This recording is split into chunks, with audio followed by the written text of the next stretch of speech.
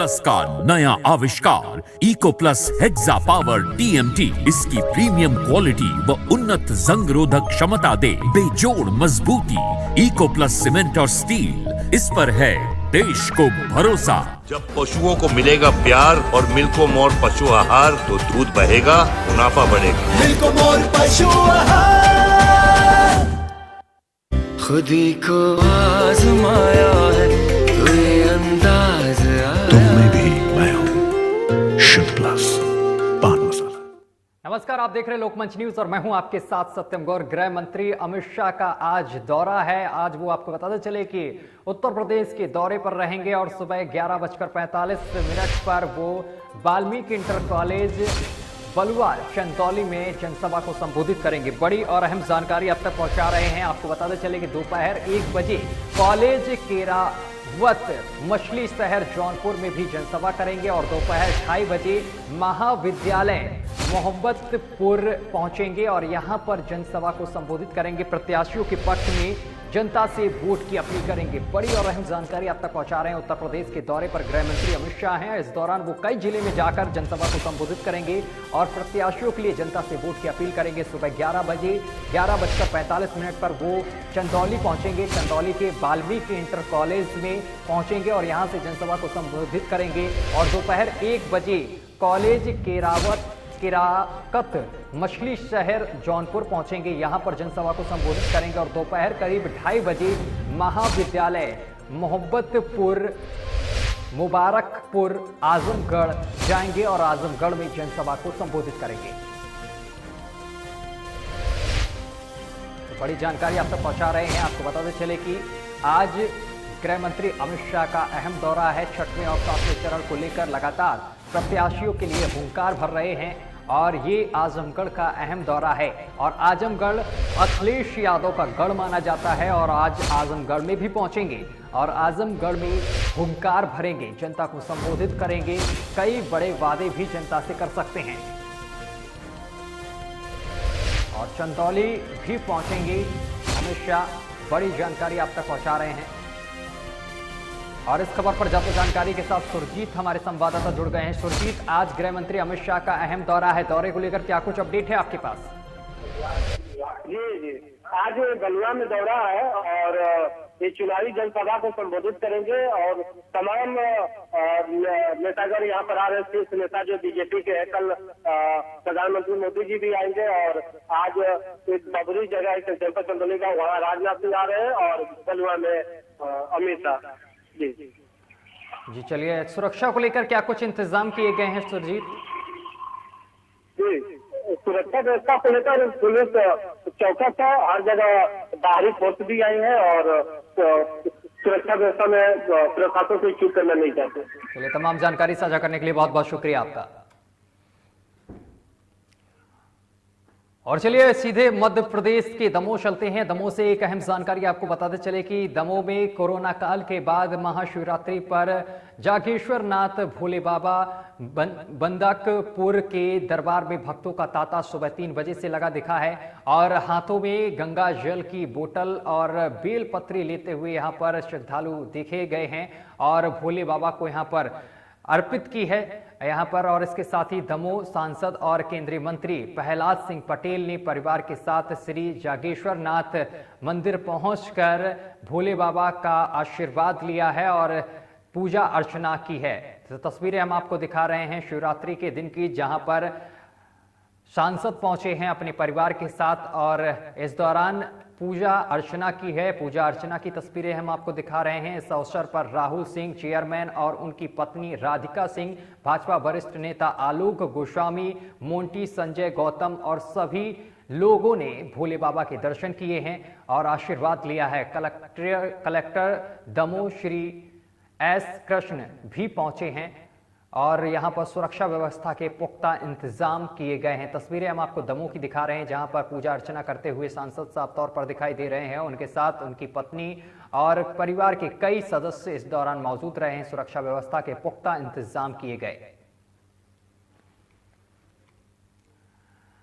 और इंदौर में अब की बार महाशिवरात्रि ऐतिहासिक मनी है और शिवरात्रि के अवसर पर कंटाफोड़ शिव मंदिर पर पूरे हिंदुस्तान में अपने श्रृंगार के लिए प्रचलित है। और प्रकाश गोयल ने इस दौरान बताया है कि कंटाफोड़ मंदिर पूरे हिंदुस्तान में नयन श्रृंगार के लिए जाना जाता है और पूरे इंदौर और आसपास के कई ग्रामीणों से यहाँ पर लोग पहुँचते हैं और इंदौर श्रृंगार देखने आते हैं। और सुबह 5 बजे से श्रद्धालुओं का रात 11 बजे तक तांता भी लगा रहा है और इस बार कोरोना गाइडलाइंस का कोई प्रतिबंध नहीं था, इसलिए पूरा इंदौर, पूरा हिंदुस्तान शिव भक्ति में लीन रहा है एवं सभी रास्तों पर भक्तों ने श्रद्धालुओं के लिए हजारों मंच लगाए और खिचड़ी, फलहार, ठंडाई एवं सभी तरीके के फलहार अर्पित किए गए हैं श्रद्धालुओं को। देखिए, कोविड के 2.5 साल बाद करीब लोगों को एक छूट मिली है या एक खुले मन से लोग आ रहे हैं, तो आप देख सकते हैं कि अपार भीड़ लगी हुई है और आगे तक लाइन लगी हुई है। और हमको लग रहा है कि अब की बार महाशिवरात्रि का पर्व ऐतिहासिक होगा हर हिसाब से, श्रद्धा के हिसाब से और लोगों के दर्शन के हिसाब से। कांटाफोड़ शिव मंदिर पूरे हिंदुस्तान में अपने नयन बहार में जो कहते हैं कि श्रृंगार के लिए बहुत ही प्रचलित है। हर बार कुछ ना कुछ नए करने की प्रेरणा मिलती है। अब की बार हम लोग अयोध्या के अंदर जो श्री राम भगवान का जो मंदिर बन रहा है उसकी आकृति हमने एक प्रतिलिपि बनाने का प्रयास किया है। और कोरिया का अमृतधारा जल प्रपात पर्यटन के रूप में एक अपनी अलग पहचान बना ली है और अमृतधारा जल प्रपात में छत्तीसगढ़ से ही नहीं बल्कि देश के कई प्रांतों से पर्यटक जलप्रपात देखने और पिकनिक मनाने के लिए यहाँ आते हैं, जिसे छत्तीसगढ़ सरकार ने पर्यटन के रूप में विकसित कर रखा है। आपको बताते चले कि कोरिया जिला का अमृतधारा जलप्रपात पर्यटन क्षेत्र में जहां अपना एक अलग पहचान बनाया है, वहीं 1 मार्च को अमृतधारा महोत्सव मनाया जाता है और इस कार्यक्रम में छत्तीसगढ़ विधानसभा के अध्यक्ष डॉक्टर चरणदास महंत और कोरबा लोकसभा सांसद इस दौरान यहां पर मौजूद रहे हैं।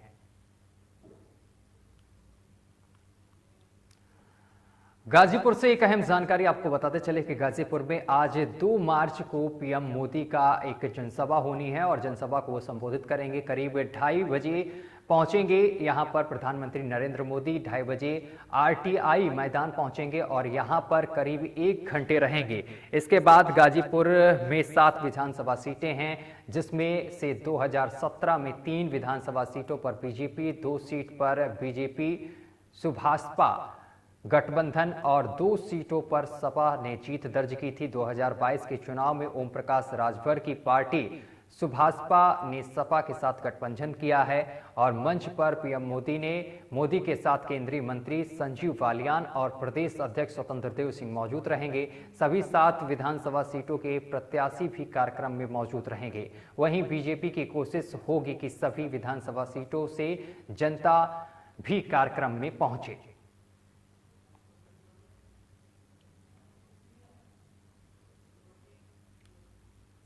और दिल्ली से एक बड़ी खबर सामने निकल कर आ रही है। प्रधानमंत्री नरेंद्र मोदी का आज कार्यक्रम है। कार्यक्रम की सोनभद्र और गाजीपुर में जनसभा आज करेंगे प्रधानमंत्री नरेंद्र मोदी। बड़ी जानकारी आप तक पहुंचा रहे हैं। 7वें चरण के लिए जनसभा करेंगे प्रधानमंत्री नरेंद्र मोदी। 12:10 पर वाराणसी एयरपोर्ट पहुंचेंगे पीएम मोदी।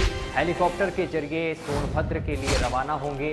दोपहर 1 बजे सोनभद्र के रावर्ट्सगंज में जनसभा करेंगे और दोपहर 2 बजे गाजीपुर के लिए रवाना होंगे प्रधानमंत्री और इसके साथ गाजीपुर में जनसभा को संबोधित करेंगे प्रधानमंत्री और शाम 4:20 पर वापस वाराणसी से दिल्ली रवाना हो जाएंगे प्रधानमंत्री। तो प्रधानमंत्री का ये दौरा है 7वें चरण को लेकर अब प्रत्याशी हुंकार भरते हुए नजर आ रहे हैं और इसके साथ ही स्टार प्रचारक भी लगातार जिलों का दौरा कर रहे हैं, प्रत्याशियों के लिए जनता से वोट की अपील कर रहे हैं।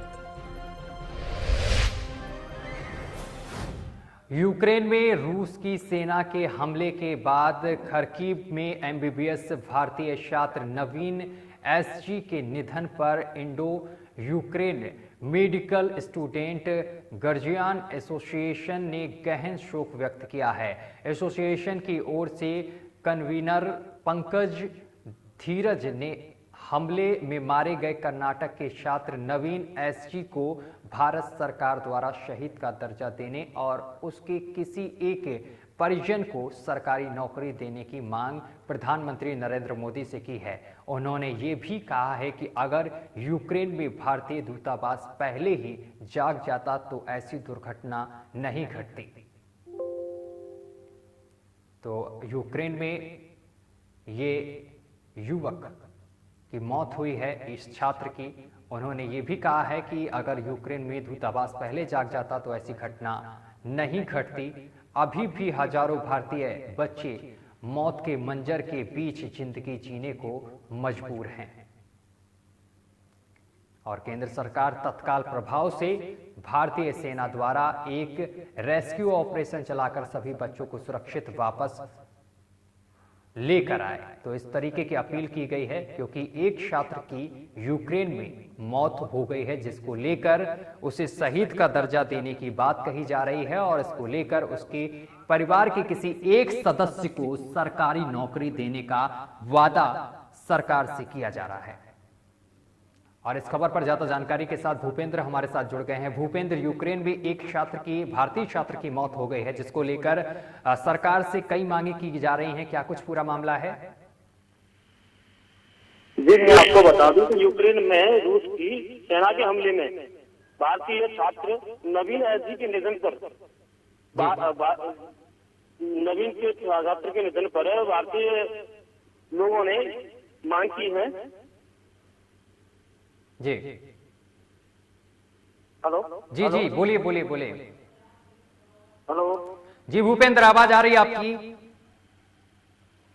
तो भूपेंद्र से संपर्क नहीं सध पा रहा, लेकिन आपको बताते चले कि यूक्रेन में इस युवक की मौत हुई है, निधन हो गया है। Ukraine medical student guardian association का कन्वीनर हूं और आज जैसा कि वहां यूक्रेन के अंदर रूसी हमले में एक भारतीय छात्र नवीन एसजे मौत हो गई है उसकी, हम उस पर पूरा गहरा शोक व्यक्त करते हैं और उसके प्रति ईश्वर से ये कामना करते हैं कि उसे परिवार के हिम्मत प्रदान करे ईश्वर उनको। और आज क्योंकि महाशिवरात्रि का दिन भी था तो मैंने विशेष पूजा आज भगवान के दरबार में करी कि ईश्वर इन सारे बच्चे जो हमारे फंसे हुए हैं वो सुरक्षित भारत वापस आए। और लखनऊ से बड़ी खबर सामने निकल कर आ रही है। लखनऊ में प्रियंका गांधी का आज दौरा है, बड़ी जानकारी आप तक पहुंचा रहे हैं। प्रियंका गांधी का मऊ और आजमगढ़ दौरा है। आज दोपहर 1 बजे आईजी कॉलेज मऊ में जनसभा को संबोधित करेंगी। दोपहर करीब 2:30 बजे खैराबाद पहुंचेंगी और यहां पर जनसभा को संबोधित करेंगी। खैराबाद, मोहम्मदाबाद, गोहना में जनसभा को संबोधित करेंगी। शाम 4 बजे रानी की सराय आजमगढ़ में करेंगी जनसभा को संबोधित। आजमगढ़ आज गृह मंत्री अमित शाह का भी दौरा है, वहां पर वो जनसभा को संबोधित करेंगे और इसके साथ प्रियंका गांधी भी पहुंच रही हैं आजमगढ़। शाम 4 बजे रानी की सराय से जनसभा को संबोधित करेंगी और आजमगढ़ सपा का गढ़ माना जाता है। बड़ी जानकारी आप तक पहुंचा रहे हैं। माफ करिएगा, आपको बताते चले कि 7वें चरण को लेकर ये तैयारी की जा रही है। सभी स्टार प्रचारक लगातार पूरा दमखम झोंकते हुए दिखाई दे रहे हैं। खबर पर ज्यादा जानकारी के साथ हमारे साथ UP bureau chief Asif Baig जुड़ गए हैं। आसिफ, आज प्रियंका गांधी का दौरा है, दौरे को लेकर क्या कुछ अपडेट है?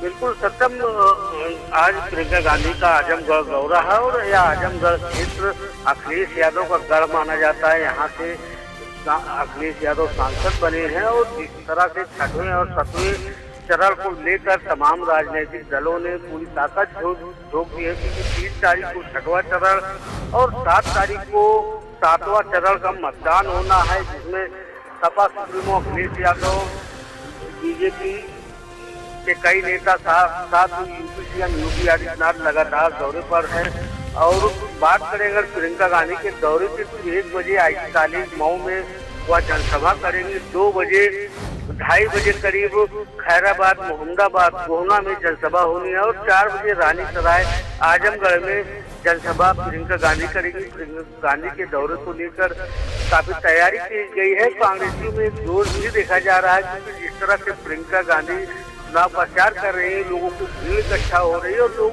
उन्हें सुन भी रहे हैं। तो ऐसे में कहीं न कहीं जो है प्रियंका गांधी जो यूपी में अपनी साख कांग्रेस की जो साख है उसे एक बार फिर से बचाना चाह रही है, क्योंकि लगातार जो है चुनाव में कांग्रेस को लगातार करारी शिकस्त भी मिल रही है। तो ऐसे में प्रियंका गांधी का यह अहम दौरा है और सुरक्षा व्यवस्था के भी पुख्ता इंतजाम किए गए हैं। आशिफ हमारे साथ बने रहिए, आगे भी खबर पर आपसे जानकारी लेंगे। और इसी बीच एक और बड़ी जानकारी आपको बताते चले कि मुख्यमंत्री योगी आदित्यनाथ का मऊ और आजमगढ़ दौरा है। बड़ी जानकारी आप तक पहुंचा रहे हैं। सुबह 11:30 बजे मऊ के मधुबन बाजार में जनसभा को संबोधित करेंगे मुख्यमंत्री योगी आदित्यनाथ और उसके बाद दोपहर करीब 12:30 बजे विधानसभा में जनसभा करेंगे। यानी कि मऊ में 2 विधानसभा में योगी आदित्यनाथ की जनसभा है और एक तरफ प्रियंका गांधी भी मऊ पहुंच रही हैं, वो भी जनसभा करेंगी और इधर दूसरी तरफ सूबे के मुखिया यानी कि योगी आदित्यनाथ जनसभा को संबोधित करेंगे। और दोपहर करीब 1:15 पर जीवन राम इंटर कॉलेज में जनसभा को संबोधित करेंगे योगी आदित्यनाथ। और दोपहर करीब 2:15 पर आजमगढ़ के करतलपुर में पहुंचेंगे और जनसभा को संबोधित करेंगे।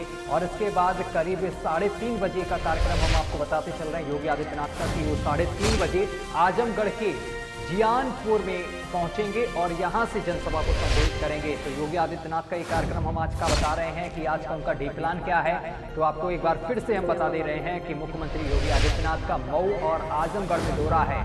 2 जिले में दौरा है, बहुत अहम दौरा है। मऊ में बताते चल रहे हैं कि 11:30 बजे मऊ के मधुबन बाजार पहुंचेंगे, यहाँ पर जनसभा को संबोधित करेंगे और प्रत्याशियों के पक्ष में जनता से वोट की अपील करेंगे। इसके बाद वो 12:30 बजे मऊ के ही घोसी विधानसभा में पहुंचेंगे, यहां पर जनसभा को संबोधित करेंगे और प्रत्याशियों के पक्ष में जनता से वोट की अपील करेंगे। इसके बाद वो 1:15 पर जीवन राम इंटर कॉलेज पहुंचेंगे, यहां से जनसभा को संबोधित करेंगे। और दोपहर करीब 2:15 पर वो आजमगढ़ जाएंगे और आजमगढ़ के करतलपुर में जनसभा को संबोधित करेंगे। और इसके साथ ही दोपहर 3:30 बजे आजमगढ़ के जियानपुर पहुंचेंगे और यहां से भी जनसभा को संबोधित करेंगे। तो योगी आदित्यनाथ का आज का डे प्लान है कि आज वो कहां पहुंचेंगे और कहां से कौन सी विधानसभा से वो जनसभा को संबोधित करेंगे। और इस पर लगातार हमारे संवाददाता, माफ करिएगा, यूपी ब्यूरो चीफ हमारे साथ आशिफ हमारे साथ लगातार जुड़े हुए हैं। आशिफ, आज योगी आदित्यनाथ का ये अहम दौरा माना जा रहा है मऊ और आजमगढ़ का, क्या कुछ अपडेट है आपके पास?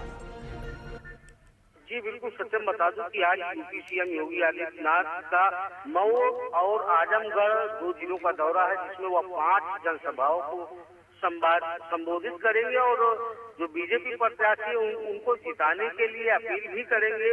आपको बता दूं कि यूपी सीएम योगी आदित्यनाथ का पहली जनसभा 11:30 बजे मधुबन बाजार में है। उसके बाद 12:30 बजे घोसी मऊ जो है मुख्तार अंसारी और अफजाल अंसारी का गढ़ माना जाता है। यहाँ बीजेपी प्रत्याशी को जीत के लिए नाकू चने चबाने पड़ते हैं। आज यहाँ उनका दौरा है और तीसरा दौरा उनका जीवन राम इंटर कॉलेज में जनसभा है। तो कुल मिलाकर यह कहा जा सकता है कि यूपी सीएम योगी आदित्यनाथ और समेत बीजेपी के कई मंत्रियों ने 6वें और 7वें चरण के मतदान को लेकर अपनी ताकत झोंक दी है। और नरेंद्र मोदी भी आज सोनभद्र और गाजीपुर में जनसभा कर रहे हैं। कहने का मतलब यह है कि 6वें और 7वें चरण में बीजेपी प्रत्याशी को जीत दर्ज कराने के लिए यूपी सीएम योगी आदित्यनाथ जो है पूरा जोर लगा दी है और उनका यह तूफानी दौरा चल रहा है। फिलहाल देखने वाली बात यह होगी कि जिस तरह से राजनीतिक समीकरण बन रहे हैं बीजेपी को लेकर, क्योंकि बीजेपी को लेकर काफी लोगों में नाराजगी भी है, किसान नाराज है, नौजवान नाराज है और ऐसे मुद्दों से हटकर जो है चुनाव प्रचार किया जा रहा है। बीजेपी के दावों। अच्छा आसिफ, एक चीज साफ है आसिफ कि मऊ और आजमगढ़ में उधर प्रियंका गांधी वाड्रा भी पहुंच रही हैं और दूसरी तरफ मुख्यमंत्री योगी आदित्यनाथ पहुंच रहे हैं। मुख्यमंत्री योगी आदित्यनाथ की 5 जनसभाएं हैं और ये जो गढ़ है आजमगढ़, अगर आजमगढ़ की बात की जाए आजमगढ़ जिले की, तो इसको समाजवादी पार्टी का गढ़ माना जाता है। तो ये दोनों प्रत्याशी पहुंच रहे, स्टार प्रचारक हैं, कैसे जनसभा को संबोधित और इसके साथ ही जनता को लोहा पाएंगे? क्योंकि दोनों ही प्रत्याशी अपनी तरफ से, यानी कि दोनों जो स्टार प्रचारक हैं सूबे के मुखिया और उधर दूसरी तरफ कांग्रेस से प्रियंका गांधी, दोनों ही बड़े बड़े वादे कर रहे हैं, चाहे किसानों का मुद्दा हो, चाहे फिर युवाओं का मुद्दा हो, बेरोजगारी का मुद्दा हो, दोनों तरफ से ही बड़े बड़े वादे किए जा रहे हैं। और इस बीच जनता किधर जाती हुई दिखाई दे रही है, और समाजवादी पार्टी भी इसमें पीछे नहीं है। समाजवादी पार्टी भी 300 यूनिट बिजली का वादा कर रही है, किसानों का कर्ज माफ करने का वादा कर रही है, लैपटॉप देने का वादा कर रही है। तो कैसे यहाँ पर समीकरण बैठाएगी बीजेपी? जी बिल्कुल, सत्यम बता दूं कि जो इस बार का चुनाव है इसमें कहीं न कहीं जो है समाजवादी पार्टी लीड भी ले रही है, क्योंकि समाजवादी पार्टी ने 300 यूनिट बिजली फ्री देने का ऐलान किया है, साथ ही साथ पुरानी पेंशन बहाली और इसके अलावा बेरोजगारों को नौकरी देने, छात्रों की पढ़ाई लिखाई का जो है जिम्मा उठाने का वादा सपा सुप्रीमो अखिलेश यादव ने किया है। अगर बात करें वोटिंग की और जनसभाओं की, तो चाहे यूपी सीएम योगी आदित्यनाथ की हो या सपा सुप्रीमो अखिलेश यादव की या फिर प्रियंका गांधी की, इनकी जनसभाओं में भीड़ तो देखी जा सकती है, लेकिन जिस तरह से जो वोटर है, वोटर ही जो है प्रत्याशी चुनता है, विधायक बनाता है और उसको विधानसभा भेजता है, तो जो वोटर है इस बार विकास के मुद्दे पर चुनाव कर रही है। इससे पहले भी 5 चरणों का मतदान हो चुका है और ऐसे इन सभी चरणों में अगर बात करें ग्राउंड जीरो रिपोर्ट की, तो इसमें विकास के मुद्दे और जो है नौकरी शिक्षा के मुद्दे को लेकर वोटिंग चल रही है और जनता मन भी बना चुकी है कि जो उन्हें रोजगार देगा, नौकरी देगा और उनकी सुरक्षा का पुख्ता इंतजाम करेगा, उस पर जो है वह वोटिंग करेंगे। क्योंकि इस बार जो है जो जाति धर्म के मुद्दे थे वो हवाई साबित हो रहे हैं। बिल्कुल बिल्कुल आशिफ, एक तरफ देखिए अगर बीजेपी की बात की जाए तो बीजेपी यहाँ पर महिलाओं की सुरक्षा की बात करती है कि महिलाओं को हमने सुरक्षा दी अपनी सरकार में, और दूसरी तरफ अगर प्रियंका गांधी की बात करें तो प्रियंका गांधी ने इस बार महिलाओं को बहुत प्राथमिकता दी है। इस विधानसभा चुनाव में 40% का भागीदार बनाया है। क्या लगता है इसका कितना असर पड़ेगा? क्या कांग्रेस बीजेपी का वोट काट पाएगी, महिला वोट, अगर महिला वोटर की बात की जाए? देखिए सत्यम बता दूं कि प्रियंका गांधी ने एक नारा दिया है, लड़की हूँ लड़ सकती हूँ, और यह नारा जो है उन्नाव हाथरस कांड के बाद ही प्रियंका गांधी एक्टिव हुई और उन्होंने एक तरह से बताने की कोशिश की कि जिस तरह से यूपी में जो है हाथरस की अगर बात करें तो हाथरस में एक लड़की के साथ गैंगरेप होता है और उसके बाद उसको प्रशासनिक अधिकारी जो है रात के अंधेरे में तेल डालकर जला भी देते हैं, उसकी चिता भी नहीं तैयार करते, उनके परिजनों को मिलने नहीं दिया जाता। और यही हाल उन्नाव की घटना को लेकर भी काफी कुछ रिएक्शन रहा और इसको भुनाने के लिए जो है प्रियंका गांधी यूपी के दौरे पर रही और उन्होंने एक नारा दिया, लड़की हूँ लड़ सकती हूँ। लेकिन अगर बात करें कांग्रेस की चुनावी तैयारियों को लेकर तो अभी जनता जो है इस बार जो है सिर्फ यह देख रहे कि कौन जो है मजबूत प्रत्याशी होगा, कौन सी पार्टी मजबूत है, उसको वोटिंग करेंगे। क्योंकि जिस तरह से अगर बात करें यूपी में, तो यूपी में सपा और बीजेपी के बीच कांटे की टक्कर मानी जा रही है। तो जो वोटर है वह देख रहे हैं कि कौन किसको हराएगा और कौन किस मुद्दे पर चुनाव लड़ रहा है, और यह भी देख रहे हैं क्योंकि यहाँ पर अगर बात करें तो महंगाई, पेट्रोल डीजल में बेतहाशा वृद्धि, राशन महंगे होना, यह भी एक मुद्दा बना हुआ है। विकास के मुद्दे भी सामने आ रहे हैं। हालांकि यूपी सीएम योगी आदित्यनाथ लगातार विकास करने का दावा कर रहे हैं, लेकिन जो जमीनी हकीकत पर अगर बात करें तो किसान परेशान है, नौजवान परेशान है। राजधानी लखनऊ के भीतर की अगर बात करें तो हर रोज बेरोजगारों का धरना प्रदर्शन चल रहा है। बिल्कुल आशिफ, इसका असर भी देखने को मिलेगा इस चुनाव में, तकरीबन बिल्कुल इसका असर देखने को मिलेगा, क्योंकि लखनऊ की हमने कई खबरें ऐसी कवरेज की हैं जहां पर लोग बेरोजगारी को लेकर प्रदर्शन करते नजर आए हैं, लाठी खाते भी नजर आए। वो भी तस्वीरें हमने अपने लोकमंच पर दिखाई हैं कि किस तरीके से वहां पर छात्र लाठी खाते हुए नजर आए हैं। लेकिन इसका असर कितना पड़ेगा इस चुनाव में, ये देखने वाली बात होगी कि बीजेपी कितना छात्रों और युवाओं को लुभा पाती है। फिलहाल बहुत बहुत शुक्रिया तमाम जानकारी साझा करने के लिए आशिफ बेग। चलिए इसी के साथ बुलेटिन में अभी के लिए बस इतना ही। देश दुनिया की तमाम खबरें देखने के लिए देखते रहिए लोकमंच न्यूज।